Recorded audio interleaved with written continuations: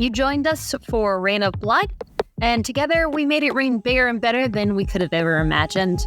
So now, join us for a second blazing inferno of knowledge and exploration.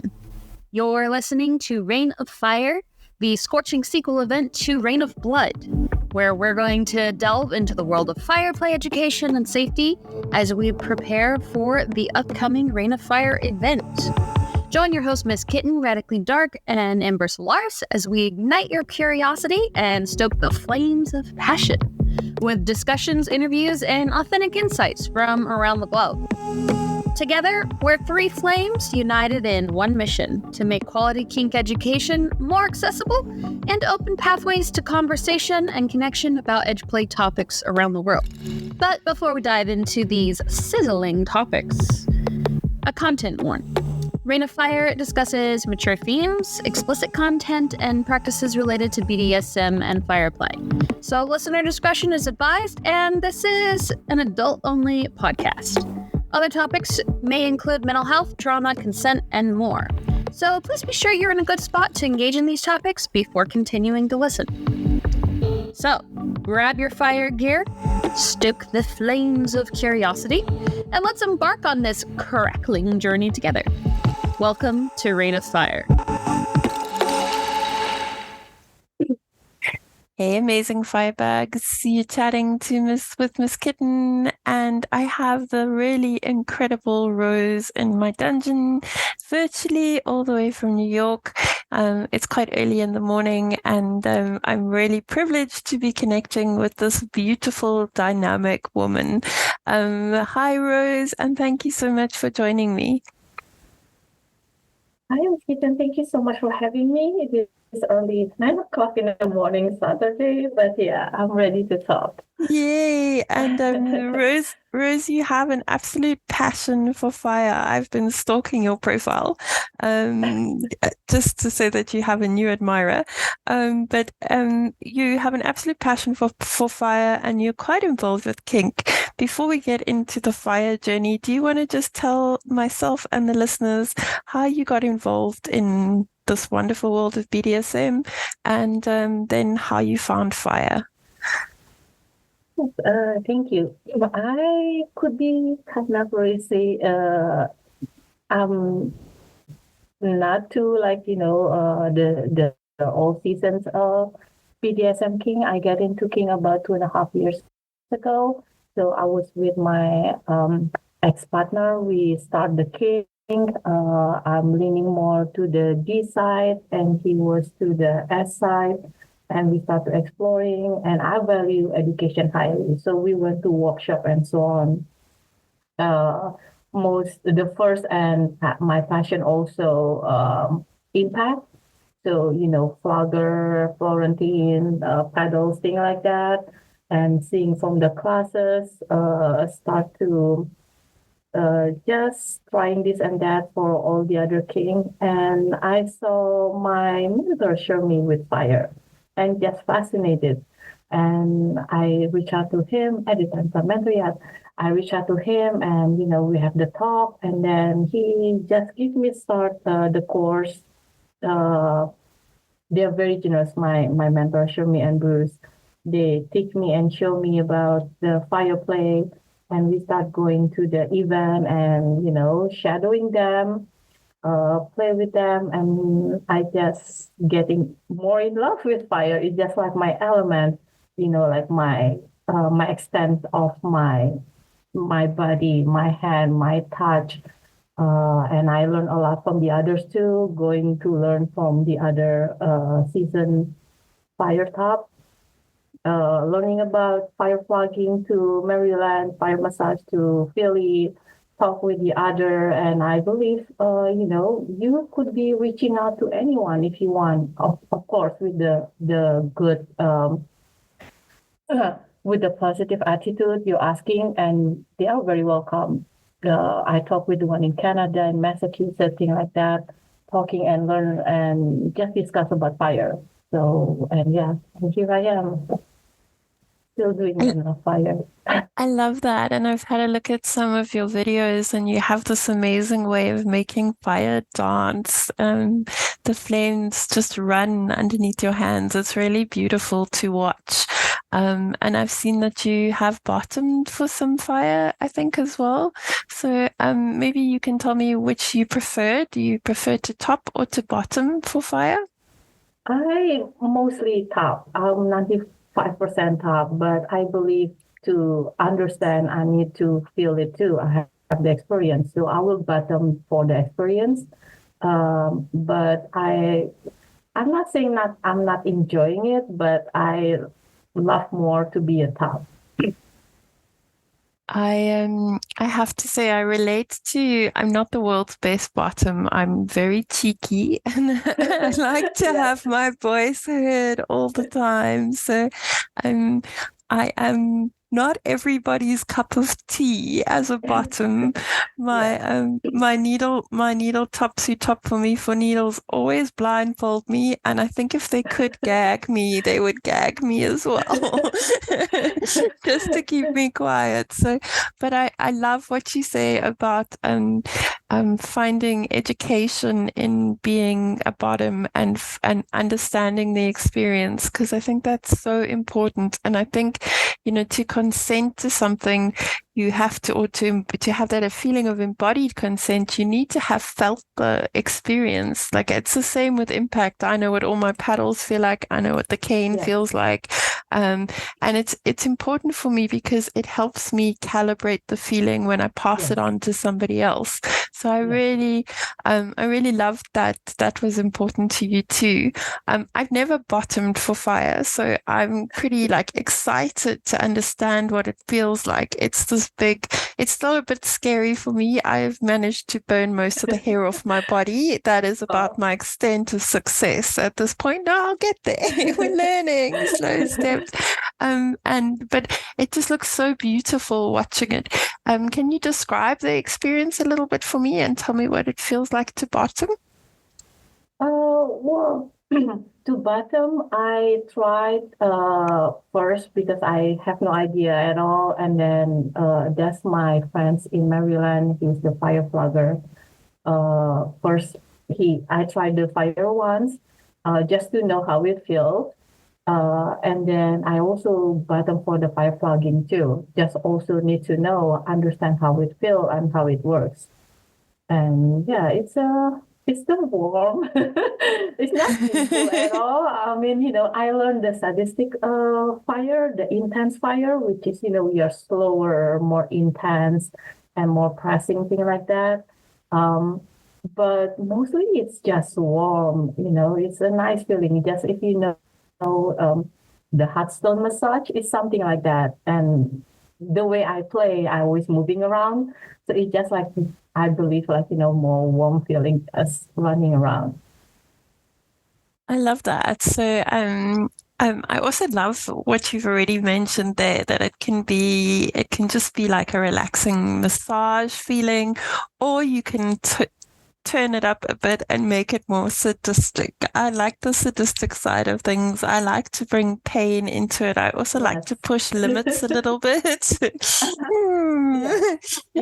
So those are all ticking the right boxes. When you spoke a bit about fire flogging, that's something that looks super scary. Can we talk a little bit about fire flogging? Do the floggers actually hit your body when they do the fire flogging? I'm not the pro yet. I would like to learn more, but yes, it's not really, it's not really heavy like we do the heavy impact, but it's touching the body, and they need a spotter just to make it safe. Someone to wipe it, someone have the fire blanket, thing like that, just in case, but it touched the body. And because it's very quick too, and I have the position that at least, bending from the back, I was bending to the front. So it's not catching the hair. But at that time, I believe I have the mask, the what do you call it? For the fire one, the fire retardant mask. So, cover the head. So Oh, the hair not gonna clever. get caught by fire because it's a vertical fire, so just in case. So yeah, it was covered the head. I think that everyone I've spoken to has some solution for the hair, and everyone that I've spoken to is sensitive about especially the ladies, and I'm pretty sensitive about my hair, so I'm glad. I'm Yeah, glad. I mean, I believe also, we supposed to understand the risk and try to minimize any risk.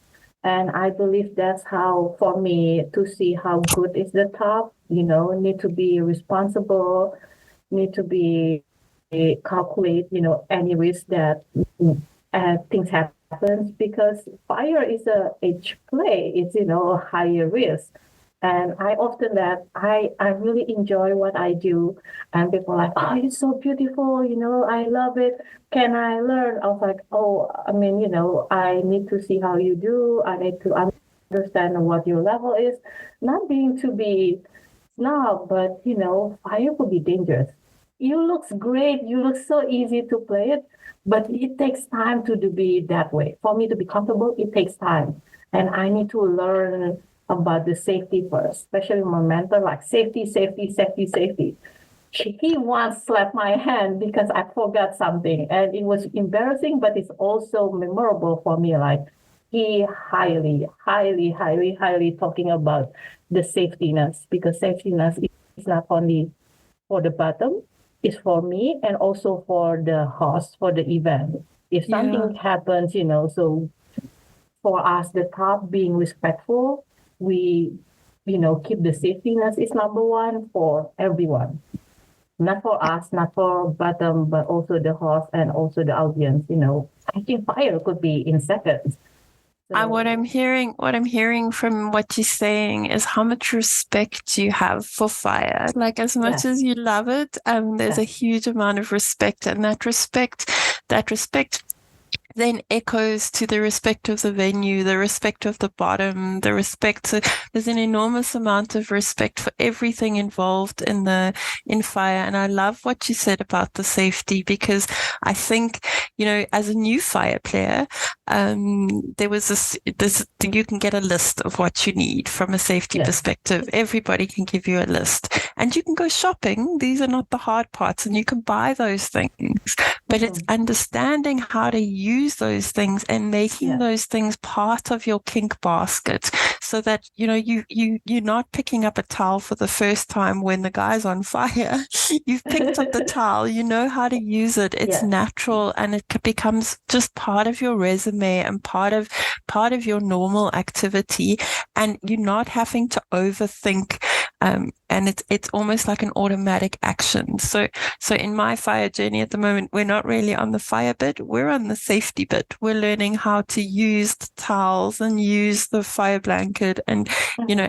and just so that they're not scary things, Yes, because I think any new item in your kink basket can be a bit scary in the beginning when you haven't had practice with it. So I'm mm-hmm. learning to practice with those things. And then I'm not setting anybody else alight. I'm just learning to use the fuel and uh-huh. set the wander light and put it out. This is where I am at the moment because I have realized that you guys who play with fire make this look super freaking easy. And it's Yes, even just putting the thing out. There is a skill to it, and it's something that I need to learn to do properly and I need to learn to do correctly. So when I have all those skills, because I don't at the moment, when I have all those skills mastered and my safety's become easy and my putting it out and lighting it has become easy, then I will go to the next step. yeah, just like riding the car. Like, first you still like stumble here and there, still like looking at this and that, using this gear and using that. And after you just put them all together, it just flawlessly. It's just automatic, like as I said, the extension of your hand, of your touch, of your sensation, and so on. Yeah, I think also what I'm learning is I'm not the best dancer. I don't have the best rhythm. I think fire requires a little bit of rhythm, probably more than I've been gifted with. So I might need an extra 5 years of practice before I actually start burning anybody. And I watch all these beautiful videos of fire tops like yourself, and you guys just have like such a natural rhythm. And your timing is so incredible. So yeah, like huge respect for that, because you make the fire dance and you are almost one with it in the moment, and you almost know where it's going to go next. I'm not quite there. Everybody has different style. The one that I love for my mentor, he always like, be authentic who you are. So I play fire. I have the sadistic fire too, the one that regular fire, and then the sadistic that I was slower and press it harder, thing like that. So more sensation, more intense. And the other one I do fire and impact. So I was like slapping the butt, and sometimes I use the paddle and so on. So it's things that who am I that put them all together at the fire too. And my mentor who didn't do that is a little bit shocked, but he know me. He knows me well, so he just like, hey, there you go, who you are, and just do whatever you want as long as you know the safety is number one. So everybody has their own style, their own touch. And my close friend, my fire sister, she is more sensual. She like to bite in between the fire too. I mean, not biting the fire, but when she put away the one, she can have the touch, the sensual touch and biting and so on. So it's really like who you are and put them together there. So, everybody could be different. So don't worry about that. You're going to have your own stuff. And I love encourage you to have your own style too. I absolutely love that reminder, just to keep that you don't have to be anybody else and that your style will come. I really love that. And I think I find that in my other kinks, I've really found my own way of expressing my art in my other kink. So I really love that reminder. And as a new person in fire, you just really made me relax a little bit about it. But I'm going to stick to the safety stuff before I try and express myself, so that we at least have some basics under my belt. I noticed the slapping with the fire, and I absolutely loved that. It was something that I hadn't seen on anybody else's videos, and that was definitely something that I noted while I was stalking you this morning. And you almost put the fire on your hand and then used that fire on the back. That was really interesting.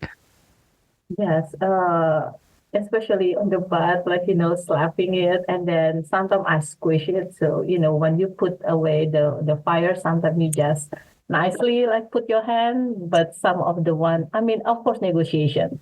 Mostly the one who has the fire and impact with me, I play impact with them, or they give me negotiation like, okay, I'm good, we could do that, and I love that. So, I put them together. So when I put away the fire, I squish them. And some places, the squishing is very, very hard. It's hurting, like the side of the waist or the inner thigh. So I put them together, like, so and I said with them, especially, mostly I know them well and we play around. And for me, play kink, it's come from love. It's not from hate. Although I do all this stuff, but someone who, I enjoy to give a pain, and they also want to receive the pain. So it's not something one way only. And doing those stuff, it's just like, I was joking around like, hey, this is for me. If I don't hear you screaming, it's not fun for me. And then just like, I know it. And then, like those stuff is just part of me.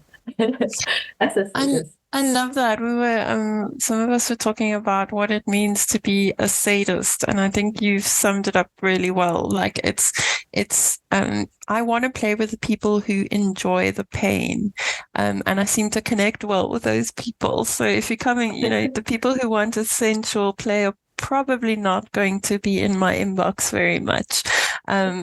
But when you have somebody who loves the pain as much as I love giving the pain, it's such a beautiful dance together.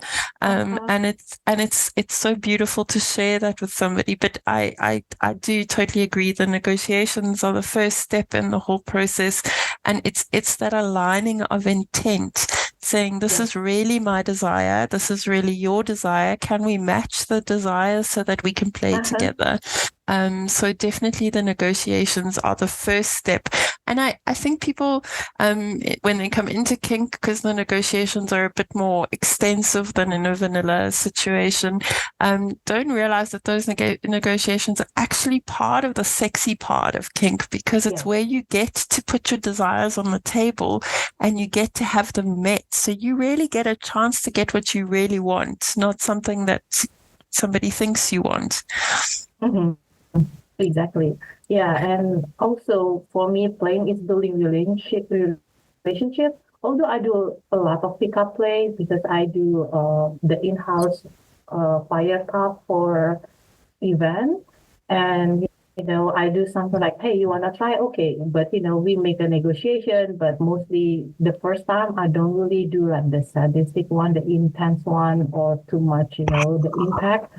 But for them to understand and start building the relationship and the trust. And then the next one, then, is getting more intense, more fire, more impact, things like that. And yeah, that consent and negotiation is very important. And also talking about the risk too, to the bottom, especially if they don't have experience, remind them like, hey, this is the risk that you're gonna have. We try to minimize, do not jump. If you jump, things will happen. And usually, and this is also a good reminder too. Well, I mean, for me, I don't want to play people who has a phobia with fire. I'm not a therapist, and I don't want any risk to be like freak out, thing like that. So someone is scared, I usually like, okay, just put in your hand and that's it. I don't want to do like, fire on your back. But just have a testing on your hand to try, like, just to swap on your arm, the upper arm, and that's good. But yeah, I try to reduce someone who was having a phobia and asking me like, hey, I want to overcome my phobia. I was like, nope, not me. Don't do that. That's not a good one. Yeah, I think the idea that I think can be very healing, but I also I love your boundary there, because I have the same boundary. I'm not a qualified therapist. What I do, I also want to do for fun, and I want to enjoy myself with someone who's enjoying the same experience as me. And I'm definitely not qualified to take on a whole bunch of stuff in an evening, and it makes the risk bigger as well.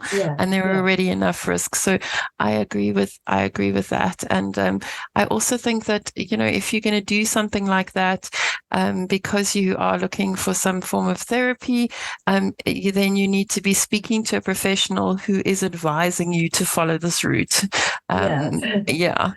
Yeah, no, I agree. And kink needs to be fun for both parties too. So, Rose, you talking to us on our BIPOC panel, and we spoke a little bit about the idea of a BIPOC panel. I know you've spoken on other BIPOC panels, and I think our whole team's idea of kink is to encourage diversity and to be able to talk about diversity. So we're really excited to have you on our BIPOC panel, and I know that you have a very strong voice in the community. And that you're not afraid to use it. I know that you've spoken on some other panels recently. Yes, I was in the panel for the BIPOC for the AANHPI month, last month, 2 weeks ago, I forgot, 3 weeks ago, for TES. So we have some of Asian Kingster that we have different roles. I mostly define myself as a dom, and the other have the switch and the bottom. And also we have a pro down there, and we just discuss sharing what we want, what we expect, and our experience. And it was very interesting that we all have different experience. And it's gonna be, I think it's gonna be nice to have more, have this conversation outside because we're only New York. So gonna have maybe international talk about the other experience. Gonna be nice to hear too. Yeah, definitely. And I think there's a lot that's not covered in the diversity of kink. Even just when we're teaching kink on a base level, for me, I think we need to be teaching diversity. I remember my first lesson in an impact situation where they were saying, you can see the skin change color. And all I could say to them was like, okay, but what if you're not white? What if you're not white? Like, and I mean, I'm a beach baby of note. I spend a lot of time in the sun. So like, you don't like to make me change color, even just as a white girl, you have to hit me frigging hard. So when I went back to teach my impact classes later, a couple of years later, my idea of teaching impact was different. Feel the skin, feel how the skin is reacting to how you're tapping it, because the skin will talk back to you. It might not change color, and you might be dealing with someone who's never gonna change color. So you have to have a different outlook, and I think we miss a lot in how we teach in kink because we're not diverse enough. So bringing that back to fire play, is there a difference in different types of skin when you're playing? Is there something that that burns more easily, or that you need to be more careful for? Not that I know, because usually I have some ones with the darker skin, the bottom with the darker skin, and I usually encourage my bottom to voicing, whatever reaction. And I said, do not hold yourself, make a sound, you move, you wiggle, it's fine as long as it's not jumping up. But, I need a reaction. So reading the body language is very important for me too. And usually I always play safe and how I play, especially the first, the second one, the one who's not asking for the intense one. And, mostly fire, as long as we not more than 3 seconds, it's not gonna burn it. Of course, like the hairy one, that's gonna be different because, they have the buffer with the hair. So I remember, doing that and, like buzz and the sound and the sparkle thing like that. That makes different. But for the skin, the different one, I never really see, because I don't do intense on the darker skin. I do have one, but I usually very careful looking at some little bit reddish color. Okay. Yeah.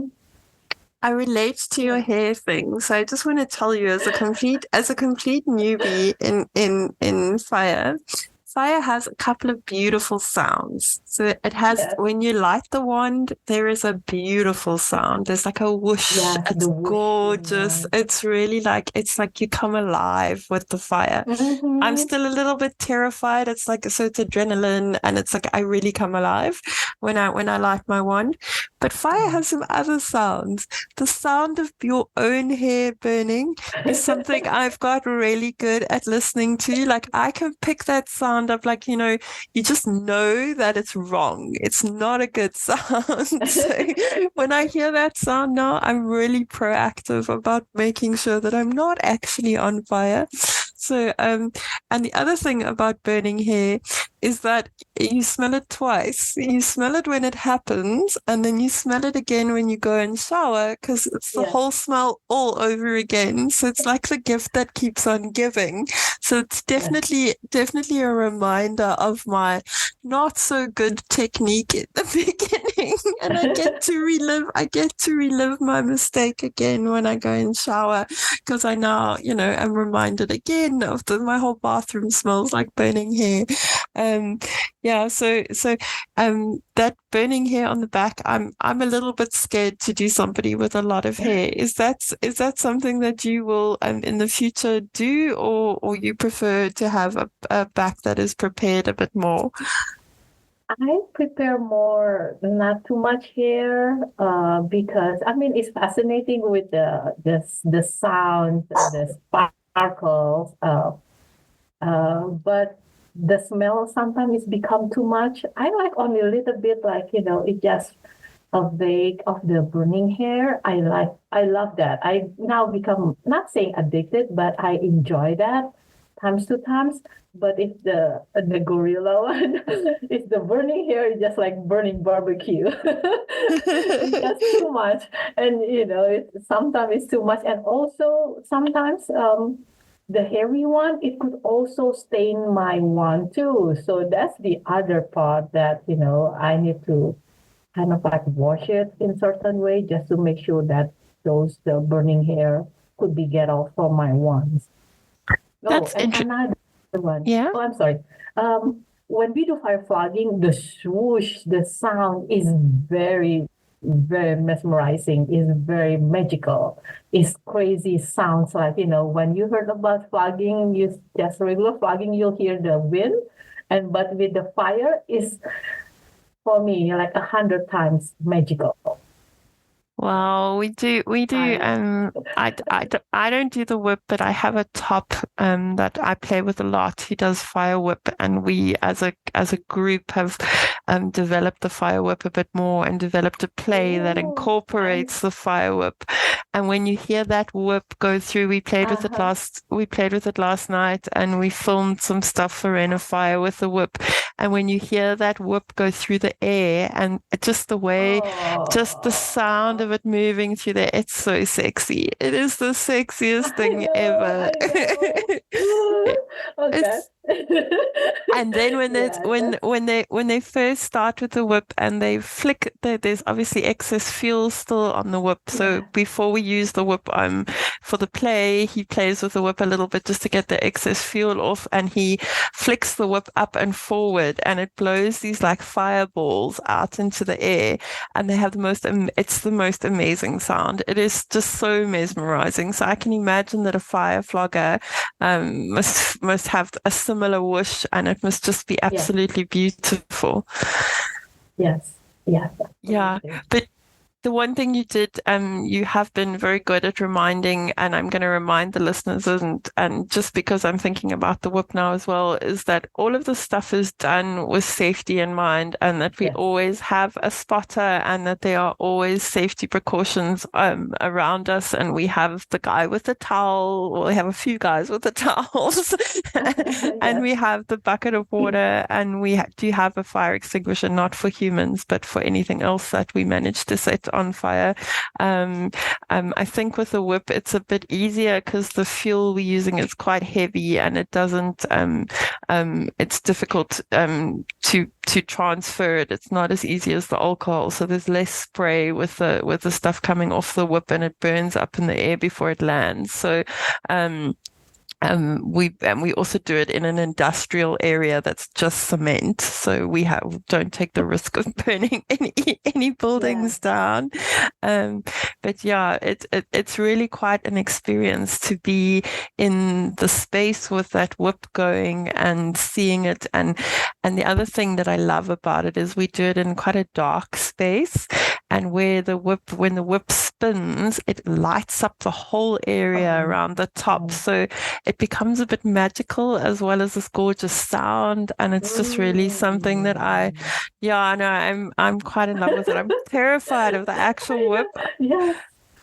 I'm not very good with using a single tail, so I'm practicing on my single tail without any fire before I light it on fire. But I would like to one day be able to just do a little bit of a performance just using the fire whip, because I think it's really a beautiful piece of equipment, and there's it's quite magical to be in the same space as that. It's in New York, it's not easy. Mostly we just do fire, using the fire one. We don't do much of the other stuff because New York is very restricted and not easy places to do it.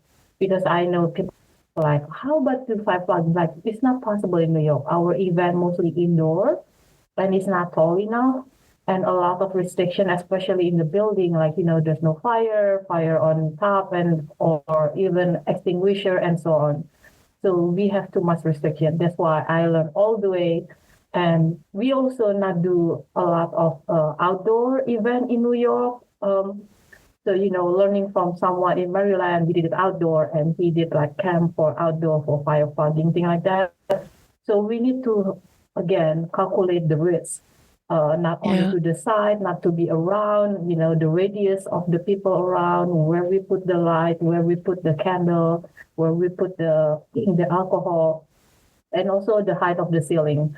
I did a fire bubble. I learned from the one in Philly, and he was like, "Oh, hold on." He checked on the top. The ceiling was 25 feet. We were on the other room, also 25 feet, but the room has some stuff hanging. And we're like, oh, we cannot do that, so we need to go the other side. So, thinking all the risks is not that as easy as it looks when we play. So that's all the reminder, not only the things that we use, but surrounding, the people, the staff, the room, indoor, outdoor. Even outdoor, be careful with the trees up, above us, and all those calculated. So it's not that simple. For me, calculation of everything, make it maybe complicated, but it's necessary.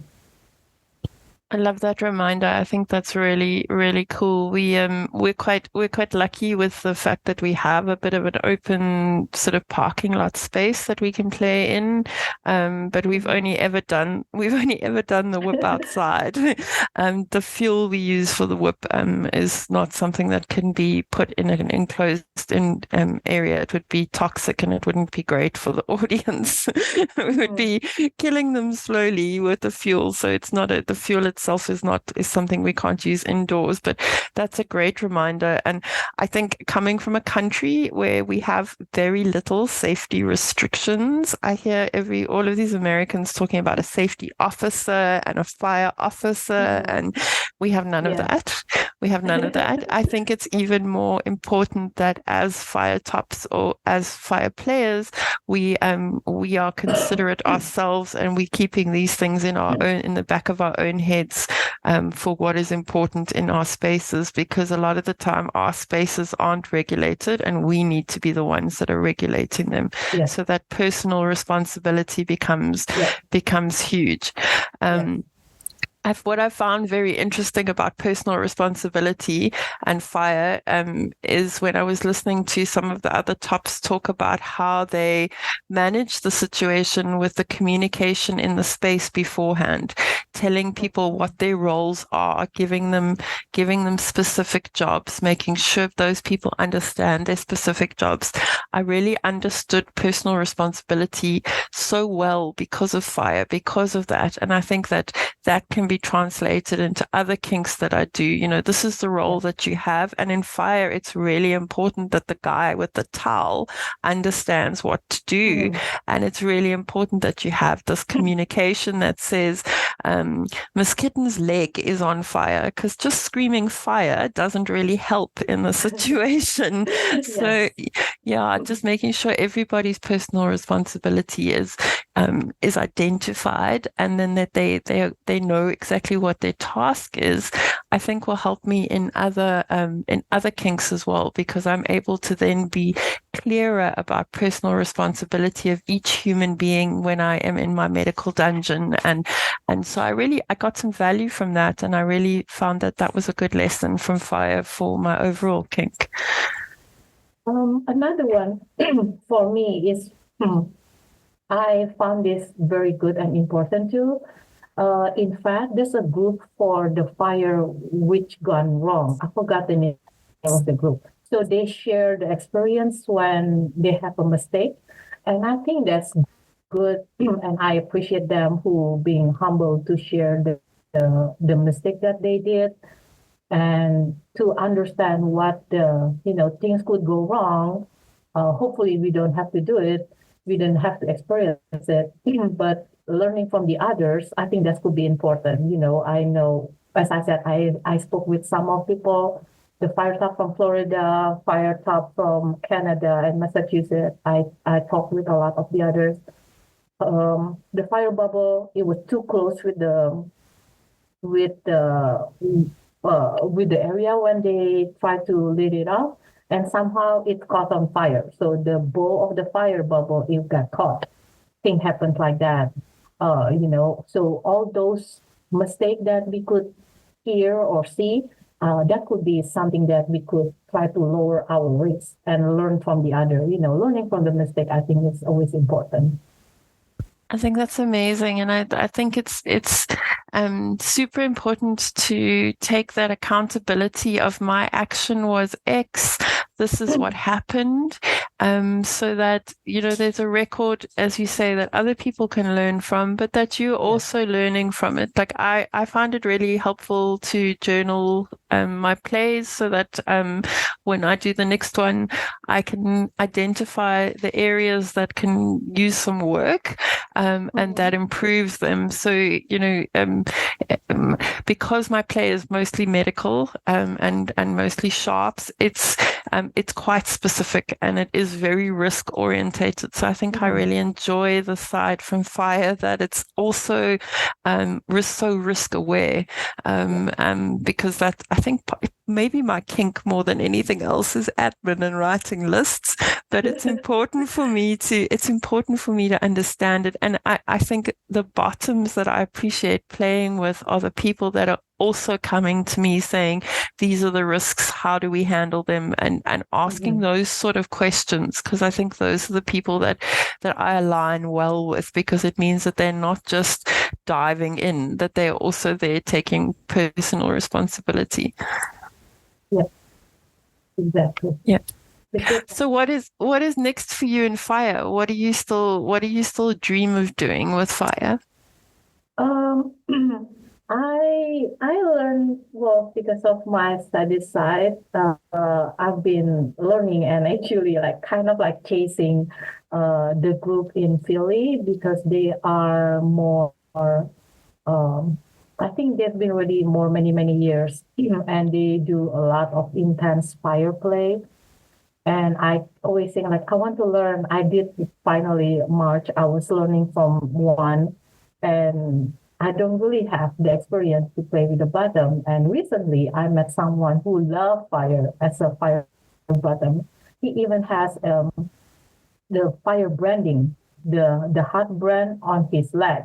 And I was like, yes, when how much that you love, Sadist Smith, the masochist, it's just it's I don't know, I have those butterfly, oh yes, let's do it. But I was step by step doing it with him. So the first time I was doing it a little bit slower, thing like that, more intense. The second time that I used 2 once, and he enjoyed, and he said he want more. So I want to do more intense fire with him. And of course, in the safety risk, safety parameter. And when we do that, especially with this intense one, I was checking on him. We do a number. So I was checking what number you are, how you doing, and how it feels. So those checking is always, in part of my play too. It's not just I only play by myself, but I also reading the body language and checking on the person, just put them all together. Yeah, it's easy and nice, but yeah, it's complicated in the brain too. You mentioned something earlier about feedback from the bottom, use your voice, talk to me, tell me how it's feeling. I love that. And I think as a top, playing with someone that doesn't say anything is not fun. There's nothing more fun than that. Yeah. Look, for me, it's those grunts of pain that really excite me. So I want to hear those, but I want the feedback. I want to know that I'm doing a good job. And I think that sometimes bottoms are a bit scared to express themselves, but I just want all the listeners that are listening to know that make those noises, because it makes us tops feel amazing, and it makes us more confident. Feedback, yeah. Yes, we know where they are, so it's good for us to understand. I know there's one bottoms that he was once playing and then the top shut him off. And I was like, no, that's not right. I mean, I'm sorry, whatever the top gonna do, I mean, I don't know how the negotiation, but for me, it's important for me to read the body language, give me the feedback on body language. You could, maybe you're not making the sound, but wiggle or, move. I'm fine with that. But at least the reaction is not like a death myth. Yeah, I had a guy when I first started CVT. I had a guy that only made one sound, and he only made it like twice during a session. It was a very long hour. And Wow. I was never sure if the sound was like, yes, this is amazing and I'm loving it and it's great, or I'm hating this and my soul is leaving me. But he kept coming back. So I kind of like, after like a while, was like, it must be a good sound. And that was, that was great. But I did realize with the guy after about 6 months of playing with him, and he still came back. So it must have been a good sound. I think in the beginning, you doubt yourself a lot. Like, it would have really helped if he had told me it was good sound, or he had made more of the sound, or the sound at least more than twice during an hour would have been amazing. It would have helped my confidence a lot as a young top. But I learned he taught me to read body language 100%, because even though he wasn't saying anything with words, his feet used to make fists. So the goal was to then, instead of getting him to say green or good or whatever, was to get his toes to curl until they looked like little punching fists. And then I was like, okay, I'm winning.